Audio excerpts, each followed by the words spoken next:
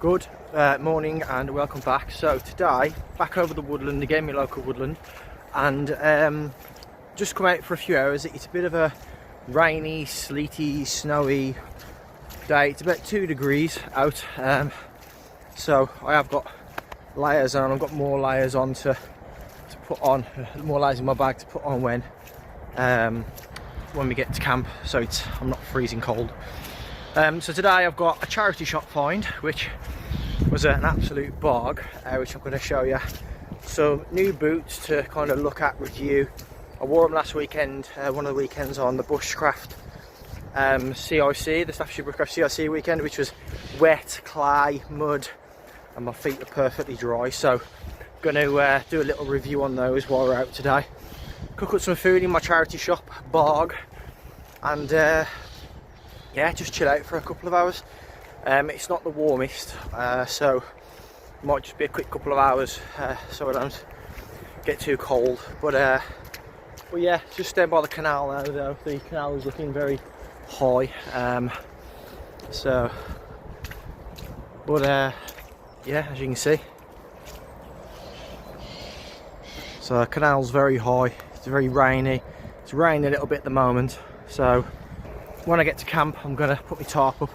I've got my DD 2x2, so I'm going to put that up, and also I've got a little Facebook Market find as well, which I've brought with me, which is going to stay over here, which only cost me a £5, so I'm going to stash it in the trees, so I've got something over here I can use, and I'm here, so I'm just going to walk into camp now, and then yeah, I'll come back when I'm there and set up.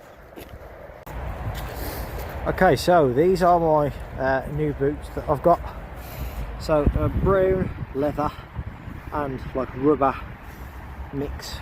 They got Vibram soles on them, and they come up quite far up the ankle. They are the Decathlon Solanjac, which is their hunting range, waterproof Cross Hunt V500 version 2. So they are fully waterproof, as you can see, and they are a decent boot for the price you pay. Got quite a decent puddle here coming up, and it is quite deep, and I'm going fully. Probably wouldn't do it in the middle there because that might come above my ankle, but as you can see, it's coming well above the boot, and I can't feel any water ingress. My feet are quite cold from sitting still anyway, but I can't feel any of the water coming in. I will put the link in the kind of the bio and the description information, but I wore them all last weekend when I was at the Staffordshire Bushcraft CIC weekend, when it was raining really bad at like the start of Feb, and they did me a good one.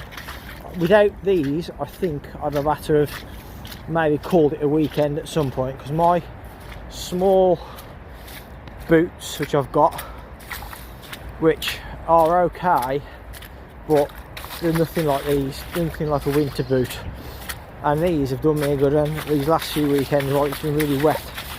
And for a bargain price of about 109 quid compared to some boots out there. I mean, I know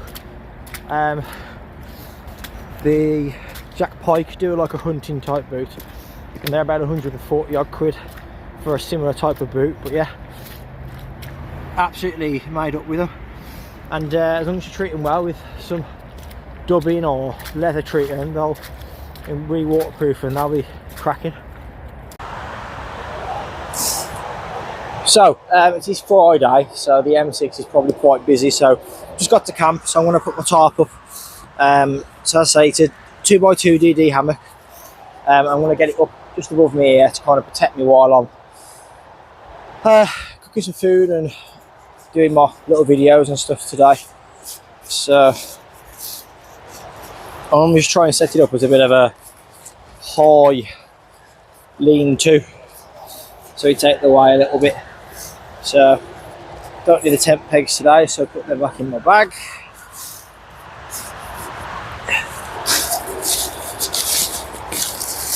So I do use this tarp over here quite a bit, so I do kind of know where to tie it to get it to sit okay. So kind of tie it up here somewhere. Might have to just kind of adjust it as I go along. Just simple overhand knots for this, because they're easy to adjust if I need to. I think I normally tie it off to this branch here, that one. So tie it off around there. What I normally do here, I normally leave a little bit of slack here, and then when I tie off the back piece, it kind of brings it back a touch. So that can go around there. It's the same again, just because it's only a day shelter, I ain't going to put any like tension in, knots or anything on it. It'll just, as I put it up, it'll kind of tension itself. I have got a stake in the floor here which I normally tie around, but I did find in a bag of some description this folding pole. So what I'm going to do is I'm going to use that as my other tree here, which I'll just wrap round, and then that can sit like that. And then, as I say, I have got this peg here, which it's not in the ground the greatest, but wrap it around a few times, it'll hold in place. So there's my shelter set up. I might drop the back edge a little bit and just tighten that up. I think what I'll do is drop this back side a little bit to create a bit more of a runoff in case it does chuck it down.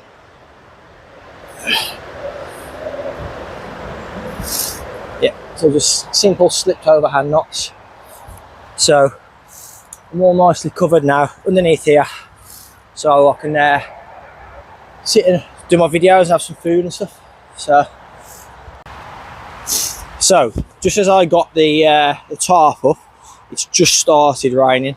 So yeah, as you can see, there's a few drips on the screen. So I'm gonna, hopefully this tarp will be all right to keep the rain off for a little bit, and then I'm going to probably show a couple of little bits that I've found in charity shops and so on over the last couple of weeks.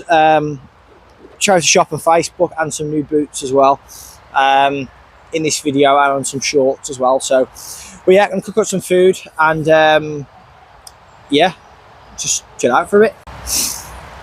Okay, so as you can probably hear, it has started raining quite a bit, so it took me about 2 minutes to get that shelter up. So moral of the story is practice putting your kit up, so i.e. your tarps, etc. Don't just come out with them, practice, because when it is going to start hoofing it down, it's good to have it all in your head there. You want to get it set up. So the first thing that I'm going to go through is this absolute little bargain here. Sorry if it's wobbling, I'm going to hold it, trying to hold it. It's a little fishing, very old school fishing table that I got off Marketplace for like £5. So it's stainless steel, painted steel.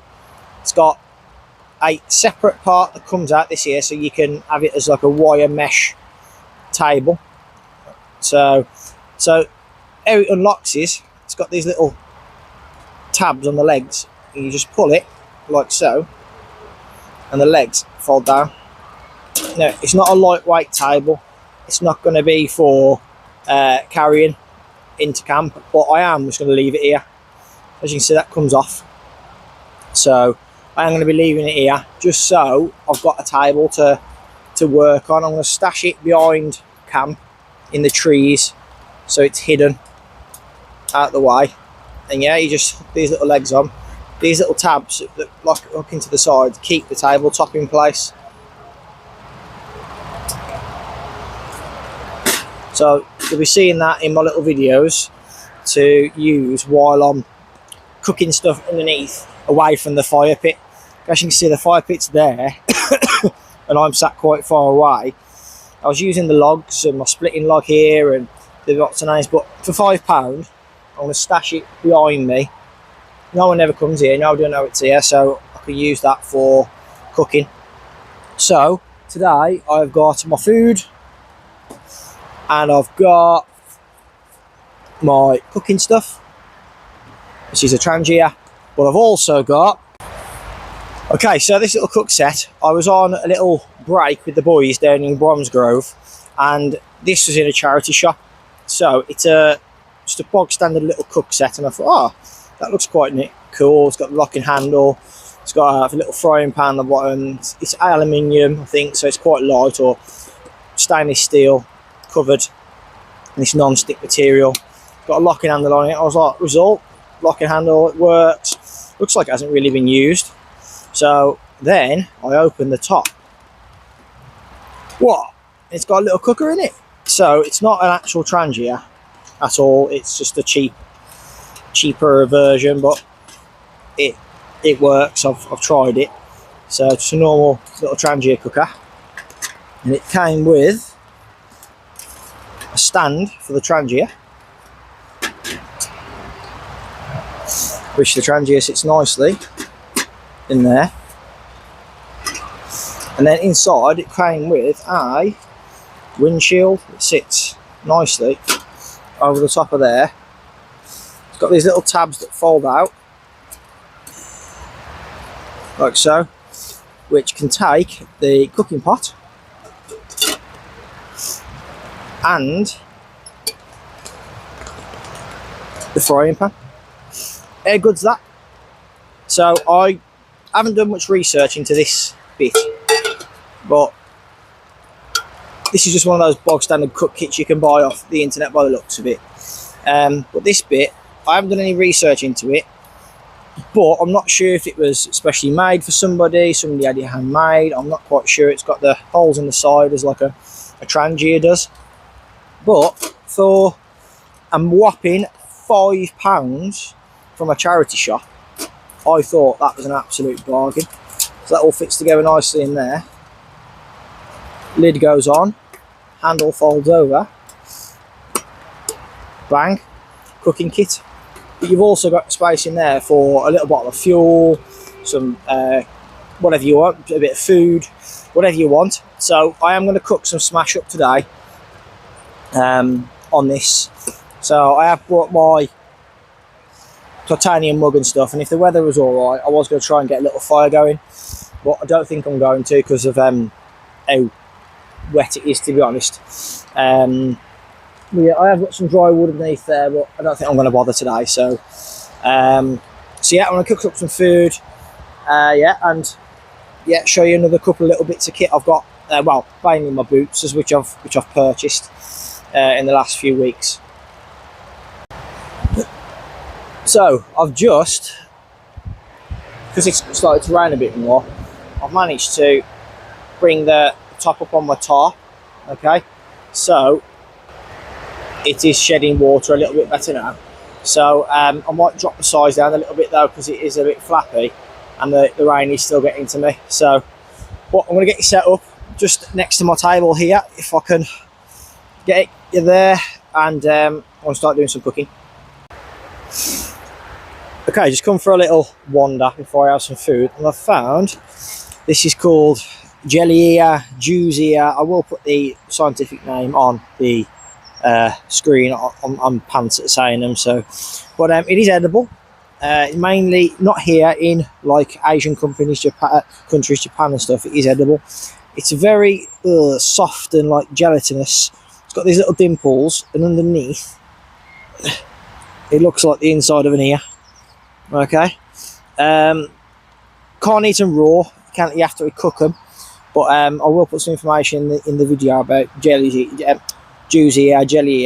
The reason it's called juicea, I just read this, it mainly grows on elder, which is something to do with the Bible or something like that. So but yeah, as you can see, they're very gelatinous, very soft, feels like jelly basically. But yeah, there's quite a few trees around here. I can see 2 or 3 dead branches and stuff with it growing on around here. But yeah, that's Jew's here. I'm not really a massive fan of jellified food, so I won't be trying it. But it looks like you have to soak it and then rehydrate it and stuff like that. So, but yeah, that's Jew's here, just down the path from camp. Okay, so got my little table set up just here. So I'm gonna cook myself some smash, I think. That's the only thing I've got with me today, and I've got some noodles, which I might do later. So I'm going to use my new cook kit. Okay, don't think I need anything out of my little tub here. Might have a coffee actually, so I need my cup. So what I'm going to do is I'm going to get this set up. So I'm not going to need the frying pan, so that can go there. Now, I haven't used this before, so I don't know if it's how good it is or anything, so we will soon find out. So I can go in there, stop it blowing away. So I'm going to get this Trangia filled up, or Trangia type. It's not got any markings on it a Trangia would have. So remember my little tip for when lighting this when it's cold is put some around the edge and then get your lighter out, and then hopefully shift this so I can put my hand to the side. Just light the fuel around the outside as well, and hopefully that will light up the inside as well. So you might not be able to see it on the video, but it is lit. I'm just going to put the windscreen on, turn out these little holders. I'm just going to let that catch a minute before I put the pot on. So I did give this cooking pot a really good clean, obviously because it did come from a charity shop, and I poured some water in it to kind of stop it smelling a little bit. Now I have got some smash, and I got my fork here, my fork, spoon, whatever it is. Got my spoon just here. So it's the instant mash from Morrison's, I think it is. So I need 350 millilitres of water. Now I've got a litre of water with me, so there aren't any markings on my pot here. So what I'm going to do is I'm going to use my cup. So I'm going to get that on there just so it's out the way. So I need 350 ml plus I want to drink. So I'm going to go for around about 500 ml of water. About there. So that Trangia is going now. Okay. And I'm going to put my 500 ml of water in here. I'm going to eat straight out of this pot. So 500 ml of water. Put the lid on. I think I'll probably just have my drink in this cup now it's wet. And I'm going to have a good old Bovril. So actually, I think what I might do is I might put a little bit more water in there. And then what I'll do is I'll pour it all back into there. I'll pour into my cup around about 200 ml of water, and then I know there's around about 350 millilitres in there. So I've got some other bits in here. I've got some bread flour, which I always keep in here. I have got some noodles and stuff, which I might do later. But for now, I've just got some smash, just to keep it simple, just to get some warm food in me, because it is quite cold. So that Trangia is working pretty well, or Trangia type cooker. For washing up, which I'll just use while I'm here, I have got some rainwater that's in a little tub that I leave out just to fill up. So that I'll be able to use that to warm up, sorry, to wash my pot out, and I'll give it a good wash when I actually get back. So that is warming up now. So I'm quite impressed with this little this little setup. It's really good. So I'll let that cook away. As I say, for £5 from a charity shop, you can't moan at that. So I am just going to chill out, sit down and chill out for a bit. I might lower my basher as well.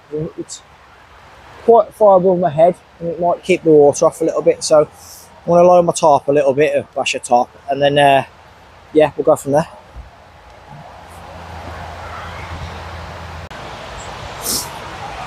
Okay, so as you can see, the water has boiled. So I'll put the lid just there out the way.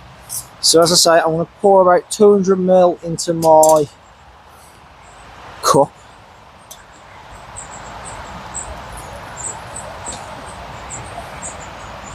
Can't see because of the steam. 300. So what I'm going to do is I'm going to pour a little bit more in, and then put it on there a minute.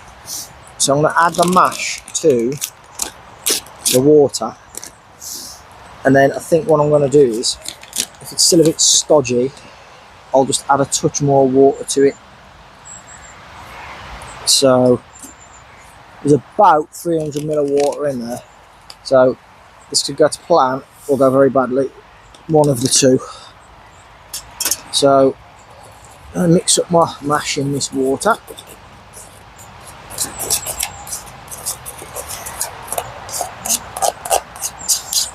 I know this is exactly a brilliant lunch, but it is what it is. So it has gone a little bit stodgy, so I'm just going to add a touch of water to it.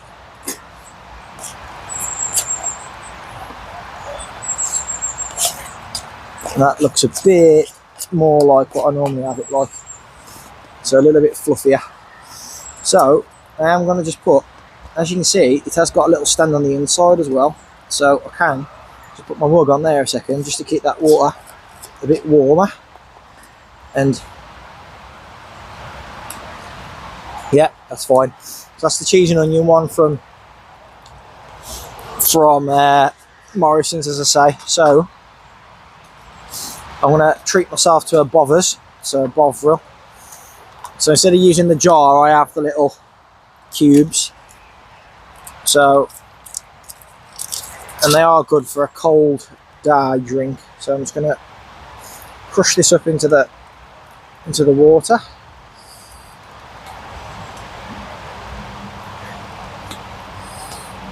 And I think a Bovril with mash is like a bit of a good mix for me. So stash my rubbish away for a second. So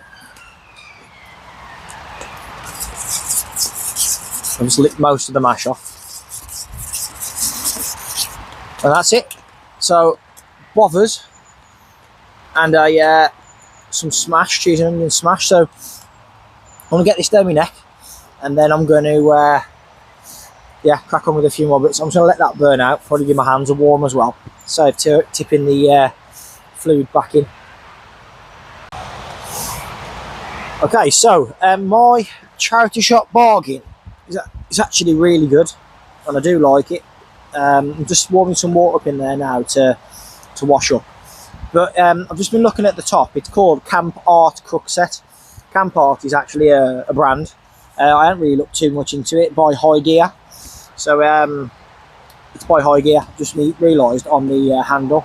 So it's not the most expensive kit in the world, but for a anodised aluminium, I'd say, non-stick cook pot, I'm quite impressed with it. As I say, I don't know much about the actual cooking this bit here, but the actual cook pot itself is a High Gear Camp Art Cook Set. So yeah, I'm pleased with it. I have got a couple of other bits to show as well, which once I've washed up, I've got a little cooker and some fire lighting stuff that I made, which is hopefully pretty good and will work. The weather is still quite naff, to be honest. It's raining, so I might have another half hour or so and start heading back, to be honest, because I'm a little bit ill anyway. I've got, you can hear, a bit of a cough, so I don't want to get any worse while being out in the damp and the wet. And I have got a little project to work on at home, which I might do this afternoon. So yeah, so I want to get myself cooked up, show these little bits, and then probably scoot off. Okay, so I was driving through Kiddie for getting my boys and stuff, and oh, what's this? Have a look at that in a minute. I was driving through Kiddie for my boys, to get my boys, and I know there's a Navy and Army type shop there, and I saw one of these, which I have used these. They're similar to like chaffing fuel for like when you go to banqueting halls, and it's a gel that you put under the chaffing dishes and to keep the food warm. Now this is a Highlander gel stove, so I have used stuff like this in the past.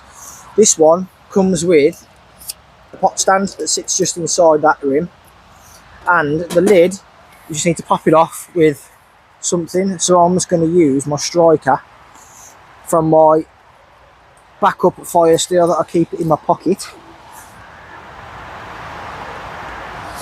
which I'm just getting out right now. So just pop the lid off, and there's a gel inside, as you can see. There's not drastically loads in there, but there's enough to make a couple of brews and probably cook a couple of meals. So all you do is light the gel like you do anything else with a lighter, and I'm not sure if you can see, there is a flame coming off it.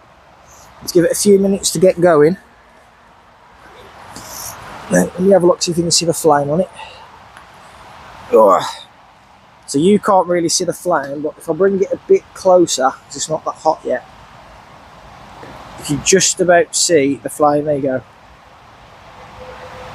licking up. So it's an all-in-one like little cook kit, to be honest. Little cooking stove, sorry. You can sit your cup on top, and then the pot stand acts as a bit of a windshield as well. As you can see, because this is titanium, it's warming up pretty quick.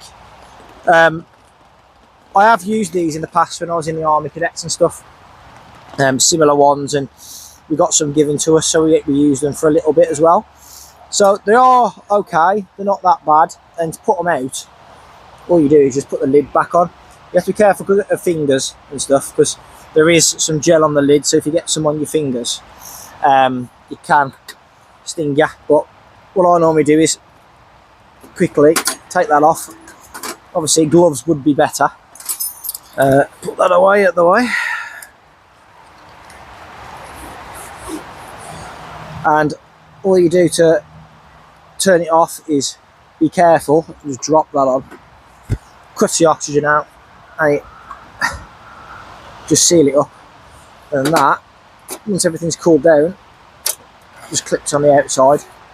So that is another little gel type stove that you can buy. They're not refillable.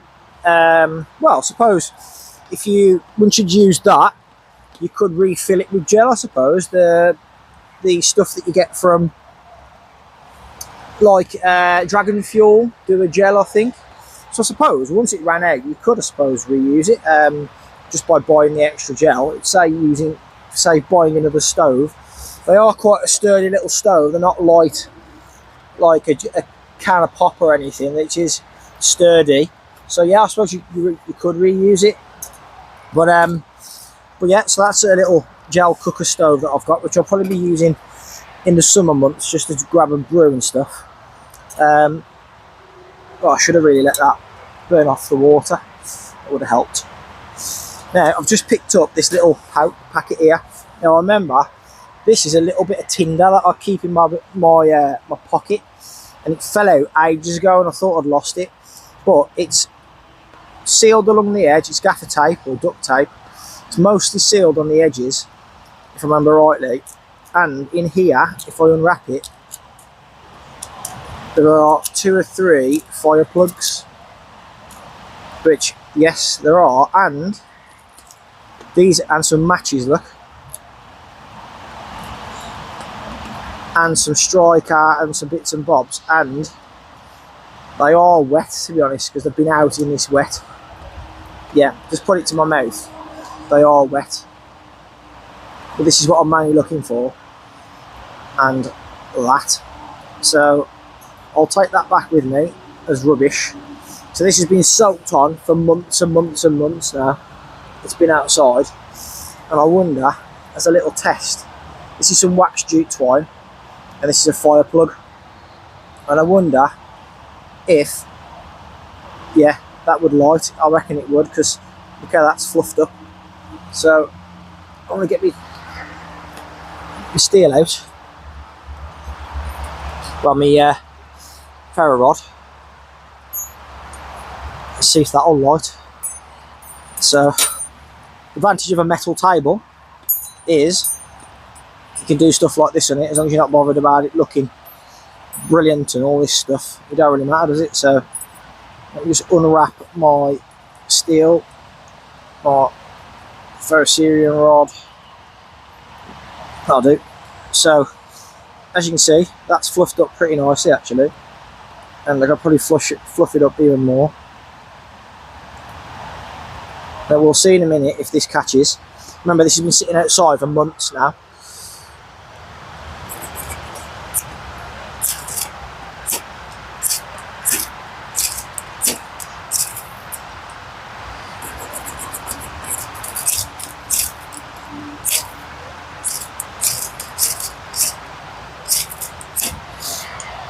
And as I say, this might be a little bit too wet to catch, to be honest.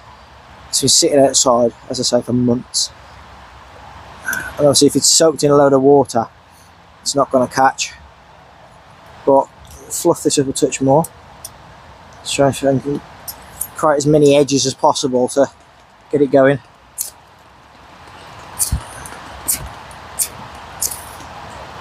I think it's completely soaked. Oh, a little bit went then.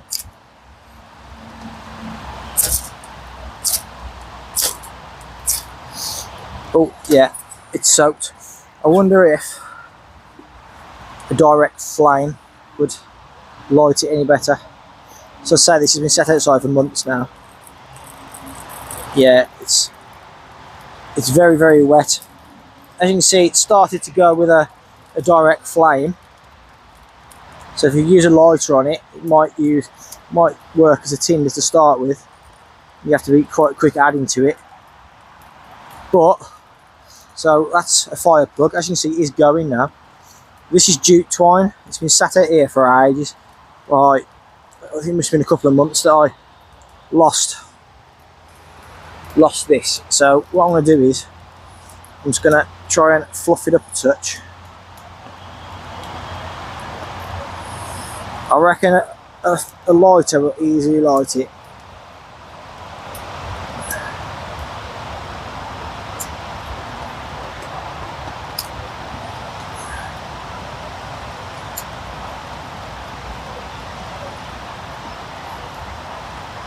So a lighter got it going. That's wax jute twine, which, as I said, it's been sitting out here for quite a few months now, so I thought I'd lost it and just found it on the floor. But yeah, the jute twine basically acts as a wick and burns the candle wax off.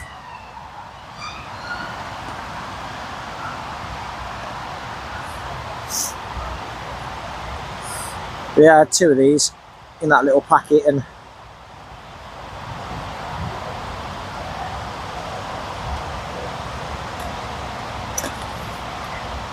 I think they're just soaking. So I suppose you could put them in your pocket, dry them out again.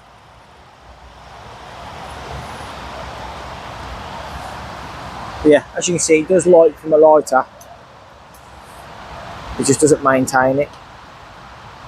So you could use that as a bottom of a pile of kindling, and it would stay lit for a bit longer, and you could add to it, dry them out a touch. So yeah, that had been sitting out here for months.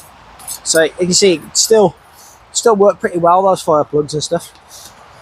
So the last thing I've got to show you is in this little tin. Now this is Vaseline and wood shavings. So these are from work. So these are some little oak wood shavings that come off when you cut the wood a certain way. Instead of turning to dust, it turns to like these tiny little shavings. So I've mixed it with some Vaseline. The first time I mixed it with Vaseline, I think I put too much Vaseline in. There is some little bits in here which are probably too much Vaseline, and they didn't light very well when there was too much Vaseline in it. So it was just a little bit of trial and error really. So I want to try and break up this a touch and see if I can get it going a little bit. So I'm just going to use my Lynx Compact and the fire steel with it. So we'll see if I can get it to go. Just going to bring my sit pad over here to kneel on, to save my knees. Perfect. As you can see, that one was a good burn.